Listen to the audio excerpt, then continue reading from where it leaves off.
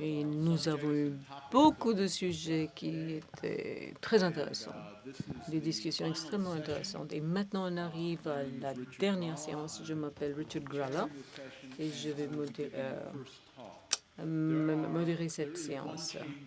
Il y a juste un petit changement dans le programme. Alors, malheureusement, le docteur Mortier ne pourra pas venir. Et malheureusement, on n'aura pas de remplacement.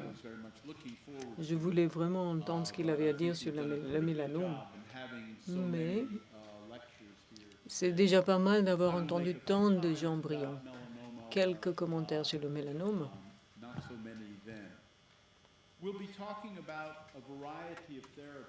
On va parler de toute une variété de thérapies et suite à ma présentation, il y aura 3 autres orateurs qui vont parler des toxicités très intéressantes et des idées, de nouvelles idées pour la gestion de ces toxicités, de la prise en charge. Parce qu'il y a maintenant des nouvelles thérapies qui commencent à changer nos habitudes. Alors, lors de la dernière séance, nous avons parlé de la nécessité, en fait, de ces soins palliatifs, les soins de soutien, etc. Et que ce n'est peut-être pas nécessaire pour tous nos patients et qu'il faut que ce soit basé sur l'évidence, sur la preuve. Et je crois que TAO a déjà un passé en ce qui concerne, en fait, les leadership, la dirigeance de Laurence Scotté, des toxicités, comment les prévenir et comment améliorer la qualité de vie. Alors, je suis là pour vous parler de PD1, la voie de PD1, et je vais le faire. Cependant, il faut le mettre dans son contexte. Je vais vous parler brièvement des nouvelles approches, neuroapproches pour le traitement de ces CPNPC, les cancers du poumon non petites-cellules. Ensuite, on va regarder les informations qui sont arrivées juste cette année, des résultats, et puis on va mettre ce PD1 dans son contexte. Et j'espère que cela vous intéressera. Alors, suite à ma présentation, il y aura une séance de questions-réponses et ensuite on aura les 3 présentateurs et ensuite un panel.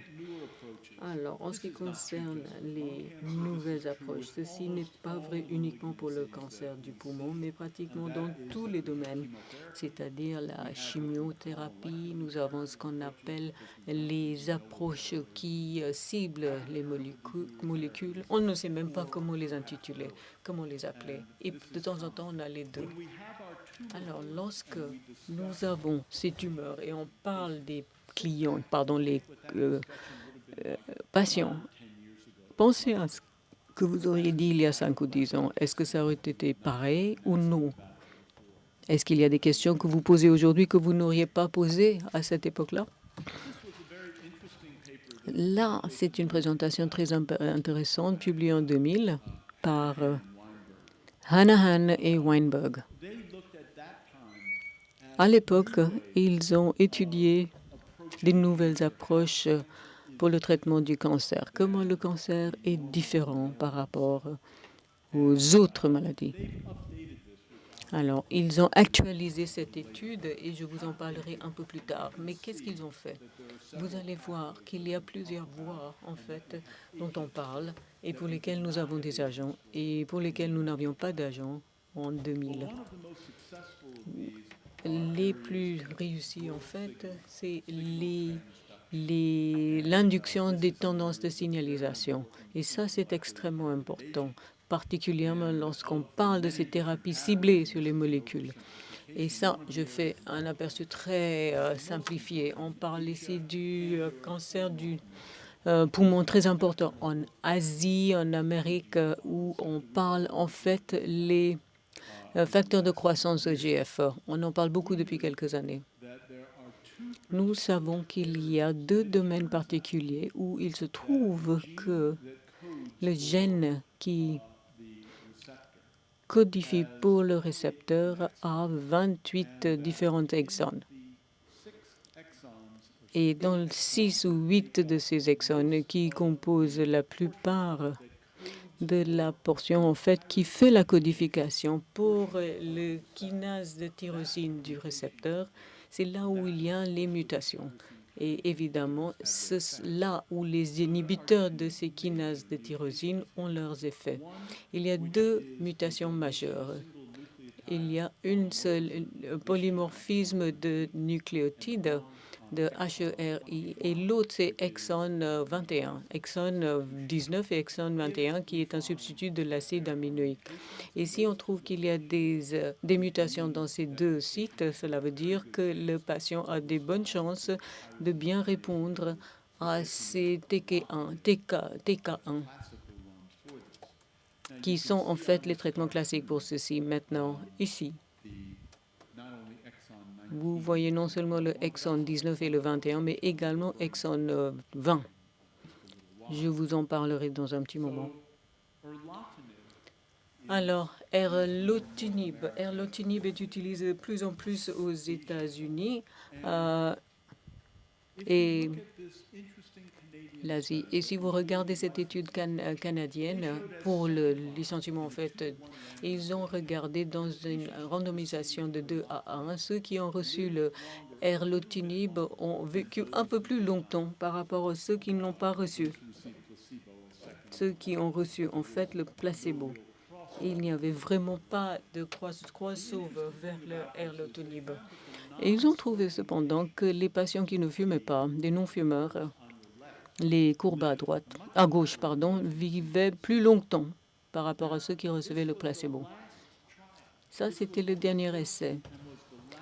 Un des premiers, un des derniers où il n'y avait pas de crossover vers ces TK1. Alors, si vous prenez les non-fumeurs, on pensait qu'il y aurait 50 ou au moins 70% de ces patients qui avaient des mutations de EGFR pour les exons 19 et 21. C'est la raison pour laquelle ils ont vécu plus longtemps. Donc, sans les crossovers, pour les deux bras de erlotinib, on a maintenant une étude qui nous montre dans une population enrichie qui peut avoir la mutation qu'en fait, ils vivent plus longtemps. Donc, une meilleure survie et des meilleurs effets. Alors, je voudrais maintenant partager une méta-analyse avec vous qu'on a présentée il y a un an à la réunion du cancer du poumon et qui est en revue de pair actuellement. Cette méta-analyse est effectuée uniquement chez les patients qui ont cette mutation, surtout ces deux mutations dont je vous ai parlé, le exon 19 et 21. Et cela couvre plusieurs milliers de patients, presque 2000 qui ont été randomisés. Et est-ce que ceux qui ont le exon 19 ont une meilleure performance par rapport à exon 21? Nous pensons que ceci est vrai. Mais qu'est-ce qu'on fait avec les facteurs cliniques? Est-ce que cela fait une différence? Est-ce qu'il y a une mutation? Est-ce que c'est important que vous fumiez, que vous soyez homme ou femme? Alors, regardez ici la première ligne. Ici, il n'y a aucun doute que si vous avez la mutation, une de ces mutations, et que vous recevez en fait les TK1 par rapport à la chimiothérapie, votre survie sans progression est très impactée.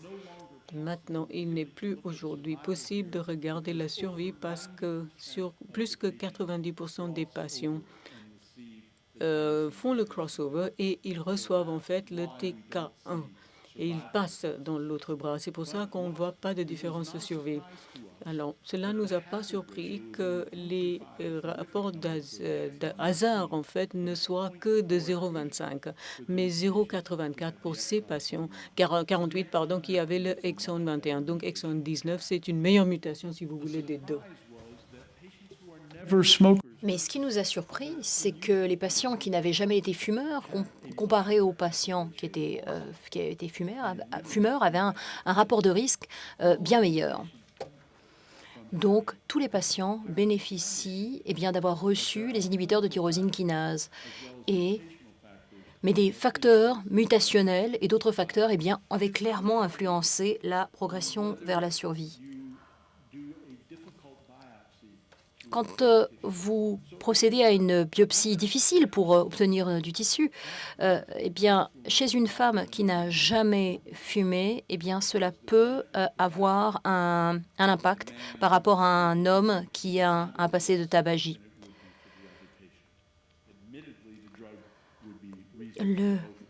Alors que le médicament eh bien, serait une option raisonnable pour les deux.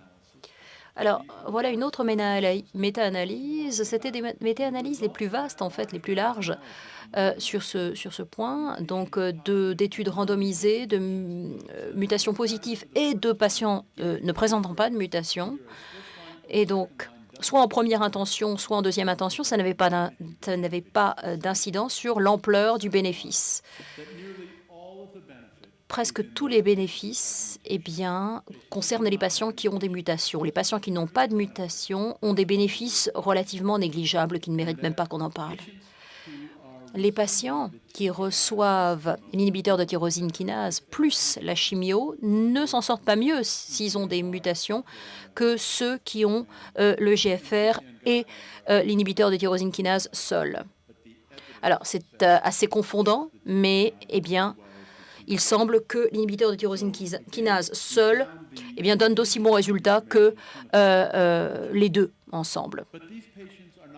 Mais ces patients ne sont pas guéris par ces médicaments, ils deviennent même résistants. Et eh bien, les voies résistantes sont assez bien connues maintenant.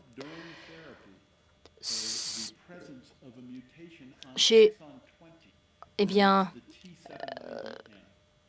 chez 60% des patients, il va y avoir un développement d'une mutation sur le T790M. Donc, à l'évidence, eh bien, une bonne stratégie serait de développer des agents qui permettraient de gérer cette voie devenue résistante. Alors, voilà, en fait, il y a un médicament qui est encore en cours d'investigation. Les deux autres ne le sont pas. Donc, celle qui est encore en développement, c'est le CO 1686. Et vous voyez les résultats. Eh bien, tous ces médicaments marchent chez les patients sous EGFR et sur des patients qui présentent une mutation. Mais on voit. Alors, on se demande, est-ce que le CO 1686 et deux autres médicaments fonctionnent pour les patients qui ont ce T790M, qui est assez peu commun, mais qui peut se rencontrer, et est-ce qu'il y a moins de toxicité? Alors, c'est l'objet de cette étude. Et comme vous pouvez le voir, eh bien, chez ces 40 patients, le taux de réponse est de 58%. C'est quand même un taux de réponse assez extraordinaire. Dans un cancer du poumon non à petites cellules en deuxième ligne. Mais quid de la toxicité?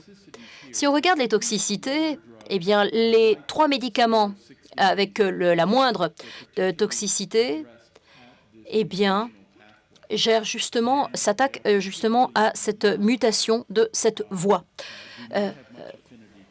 Et vous pouvez voir que la diarrhée est beaucoup plus faible et que les irritations cutanées également sont beaucoup moins marquées. Donc, il se peut que ces agents eh bien, gèrent justement un besoin lié à la résistance. Alors, Semetinib ou d'autres médicaments plus anciens eh bien, jouaient un rôle également, mais ce n'était peut-être pas la bonne stratégie parce que la plupart des patients ont une voie d'activation et eh bien, en gérant cette voie d'activation, on minimise la toxicité. Mais presque toutes ces mutations se rencontrent chez des non-fumeurs. Si vous regardez eh bien, tous les gens qui souffrent d'un cancer du poumon, seuls 15% sont des non-fumeurs. Donc, clairement, on ne peut pas répondre aux problèmes posés par eh bien, les fumeurs parmi les personnes atteintes de ce cancer du poumon non à petites cellules. Et vous voyez qu'il y a un changement génétique, mais qui ne constitue pas une mutation. C'est l'EML4, donc jusqu'à 25%. Et cela se retrouve presque exclusivement chez ceux qui n'ont jamais été des fumeurs. C'est une sorte de reconfiguration génétique. C'est en 2007 qu'on a identifié ce remodelage. Et en 2011, il y a eu le crizotinib qui a eu son AMM, et en 2014, le céritinib. Donc, ça a été une progression assez rapide dans le développement de ces agents. Alors, si on regarde cette étude sur l'activité clinique du crizotinib, taux de réponse 57%, c'est assez extraordinaire. Mais cela ne représente que 4 à 5% du total des patients souffrant de ce cancer du poumon. Nous avons là une étude de phase 3 sur le crizotinib en deuxième intention, comparée au docétaxel permétrexed, et on voit également ici ce qui a été présenté donc à ASCO, l'évaluation du crizotinib comme traitement de première intention, et on voit que le rapport de risque est intéressant également chez les patients, et on voit la proportion de patients qui présentaient ce remodelage, cette reconfiguration génétique. Alors maintenant, ce diagramme que vous voyez à l'écran a été mis à jour, et c'est intéressant. Donc, dans Hanahan et Weinberg, en fait, les caractéristiques du cancer, ils mettent en avant l'invasion tissulaire et les métastases. Et c'est là que le PD1 n'était pas véritablement, n'avait pas été anticipé si on remonte 10 ans en arrière. Le micro-environnement est très important pour la cellule tumorale. On sait que la plupart des cellules transformées sont repérées par la vigilance immunitaire et sont transformées. Mais malheureusement, certaines de ces cellules ne sont pas éliminées. Et certaines cellules tumorales sont capables d'induire une immunosuppression dans leur propre environnement, en leur permettant ainsi de se développer. Et c'est ce qui permet la prolifération et l'installation du cancer, l'invasion tissulaire et dans le micro-environnement, puis croissance et métastase.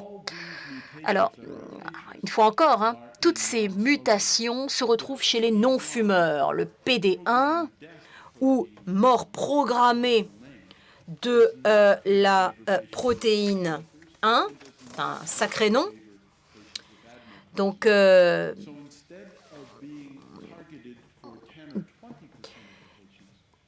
le retrouve chez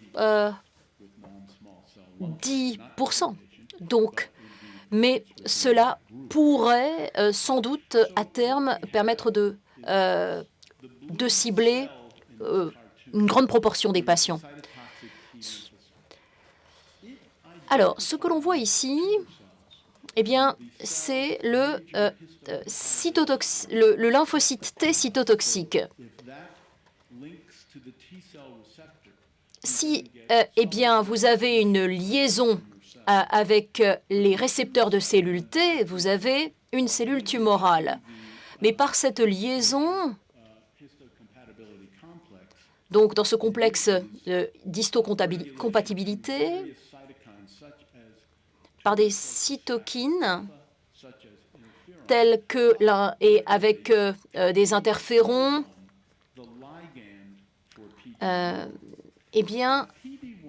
vous allez en fait créer un ligand, donc ce soit l'interféron R par exemple, un ligand pour le PD1.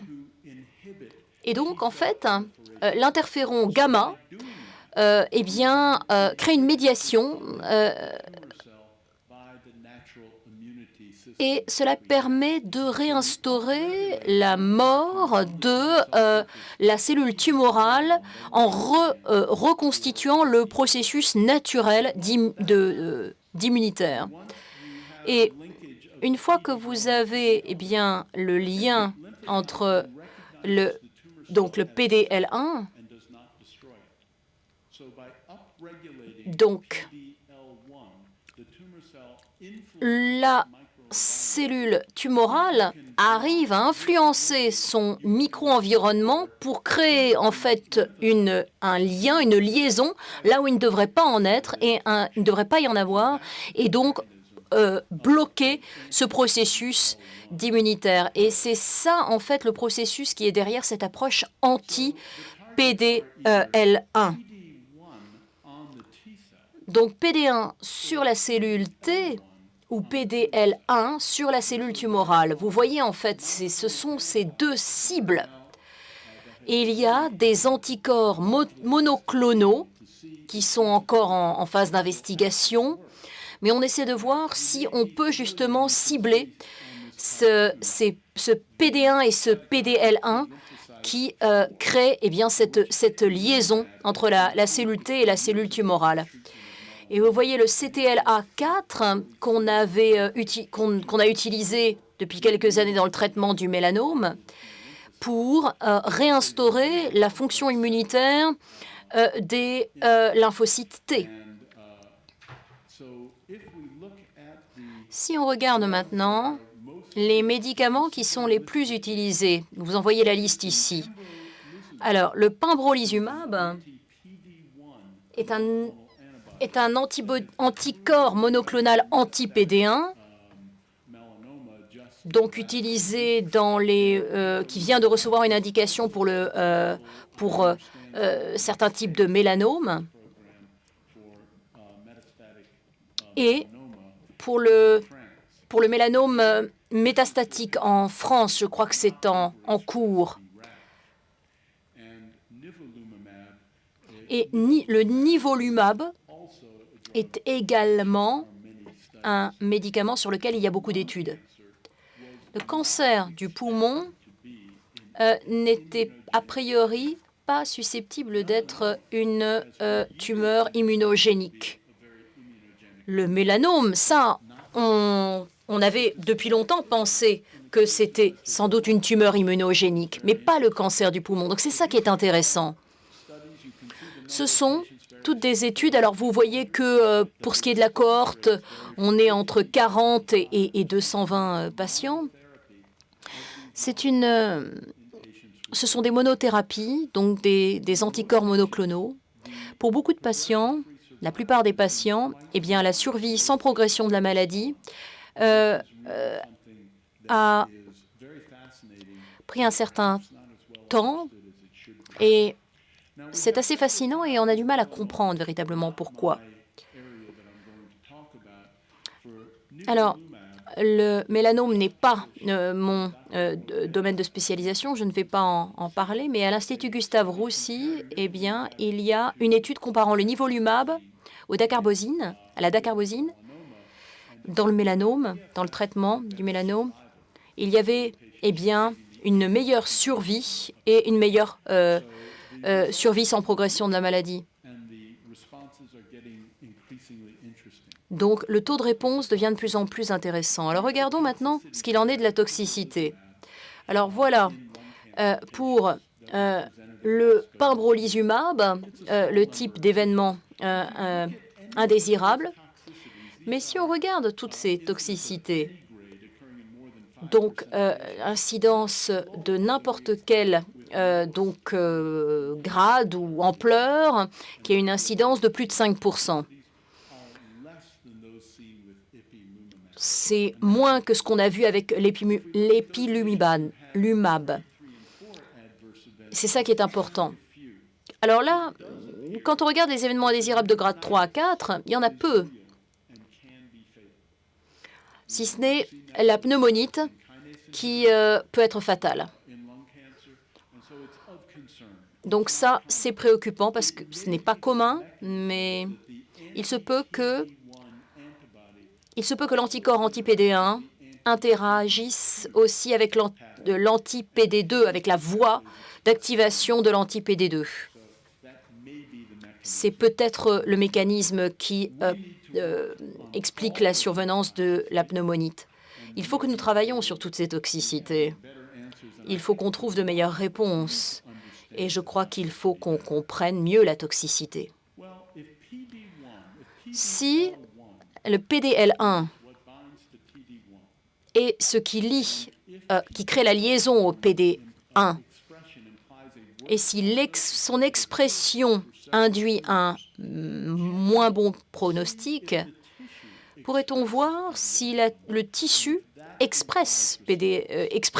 le PDL1?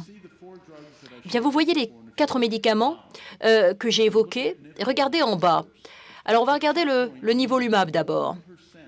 Vous voyez que, en fait, le cut point, la limite, est à 1% ou 5% en deuxième ligne, en deuxième intention. Et vous voyez, ça, c'est le taux de réponse s'ils étaient positifs au PDL1 et ensuite le taux de réponse s'ils étaient négatifs au PDL1. Et là, il semble qu'il se passe peut-être quelque chose en première intention, mais pas en deuxième intention. Ce n'est pas très clair. Si on regarde le pembrolizumab maintenant, eh bien, vous voyez qu'en deuxième intention, quelque chose peut-être se passe. On est à 50% des cellules, mais c'est dans une minorité de patients. Et si on regarde le Genentech, eh bien, les chiffres sont si peu importants, 13 patients, 6 patients. Également pour la dernière colonne avec ce dernier médicament. Donc, cela ne suffit pas à nous assurer que le PDL1 soit un biomarqueur utile pour le cancer du poumon à non petites cellules. Et cela renforce l'importance de ce qui se passe dans le micro-environnement, qui pourrait être ce qui influence ce mécanisme. On a différents agents et on a une réponse des réponses qui reviennent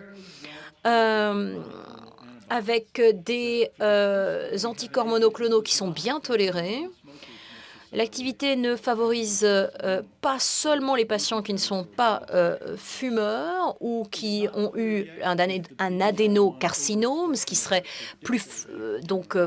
préférable si on veut pouvoir toucher plus de patients. Il n'est pas encore clair si en bloquant le PDL1 ou le PD1, nous permet d'avoir une meilleure efficacité ou une meilleure toxicité. Mais c'est encore, on en est encore au balbutiement et c'est assez enthousiasmant et assez prometteur. Pour une réduction relative du risque de mort, il faut combiner la chimiothérapie et les soins de soutien.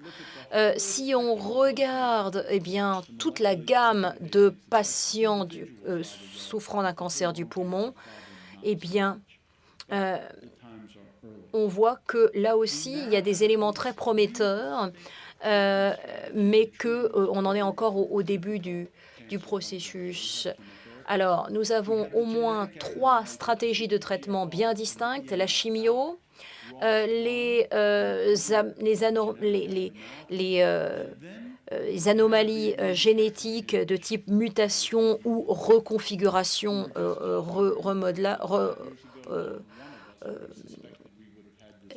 remodelage génétique et également l'inhibition de ces points, de ces checkpoints immunitaires dont on a parlé. Mais ces nouvelles voies d'activation ont un potentiel d'identifier les patients individuellement dans leur réponse au traitement. Et ça, je crois que c'est extrêmement prometteur. La chimiothérapie reste importante. Beaucoup de recherches se focalisent sur les voies de résistance, ce qui est très important, est un très bon point. Les profils de toxicité varient Je crois que les prochains intervenants vont y revenir, mais il y a encore beaucoup de travail parce que le modèle du masque dit que c'est la voie à suivre pour vraiment avoir le meilleur soin possible pour les patients atteints de cancer. Alors, on a regardé le PD1 on s'y est beaucoup penché dessus pour le mélanome. On commence à se pencher dessus pour le cancer du poumon et je pense que c'est